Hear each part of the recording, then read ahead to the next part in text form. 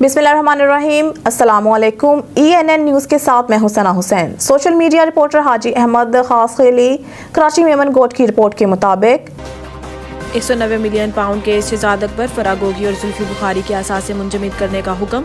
इस्लामाबाद की एहतसाब अदालत के जज मोहम्मद बशीर ने 190 मिलियन पाउंड केस में PTI रहनुमा शहजाद अकबर, जुल्फी बुखारी और फरागोगी के असासे और बैंक अकाउंट्स मुंजमद करने का हुक्म दिया। एहतसाब अदालत ने 190 मिलियन पाउंड केस में 6 मुल्जिमान के असासे और बैंक अकाउंट्स मुंजमद करने का हुक्म दे दिया है। एहतसाब अदालत ने मुल्जिमान के नाम रजिस्टर्ड गाड़ियाँ भी जब्त करने का हुक्म दिया है, जबकि अदालत ने इश्तिहारी करार देने के बाद तमाम मुल्जिमान के दायमी वारंट गिरफ्तारी जारी कर दिए।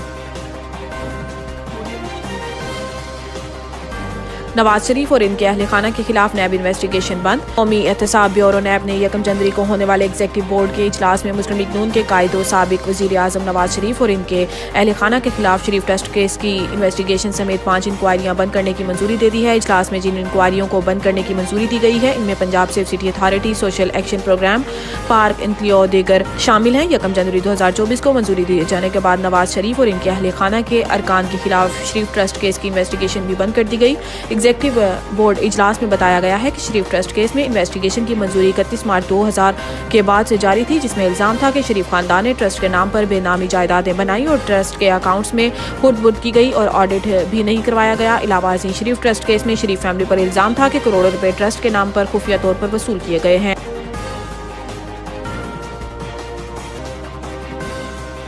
लापता अफराद के सबसे ज्यादा केसेज KP से रिपोर्ट हुए। कमीशन की रिपोर्ट जमा।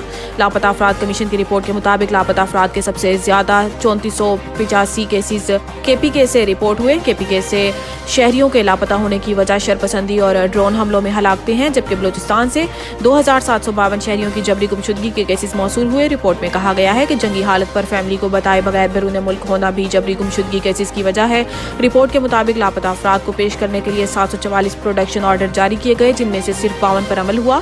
कमीशन के जारी करदा 692 प्रोडक्शन ऑर्डर्स पर मुतलका हुकाम ने अमल नहीं किया। प्रोडक्शन ऑर्डर्स पर नजरसानी के लिए पुलिस और हसास इदारों ने 182 दरखास्तें दी, जबकि अमल दरामद न होने पर प्रोडक्शन ऑर्डर्स में से 503 KP के से हैं। रिपोर्ट में मजीद बताया गया है कि मार्च 2011 से दिसंबर 2023 तक 4413 लापता अफराद घरों को वापस पहुंचे। लापता होने वाले 994 अफराद मुख्तलिफ हिरासती मराकिज में कैद हैं और लापता 644 अफराद मुल्क की मुख्तलिफ जेलों में कैद हैं।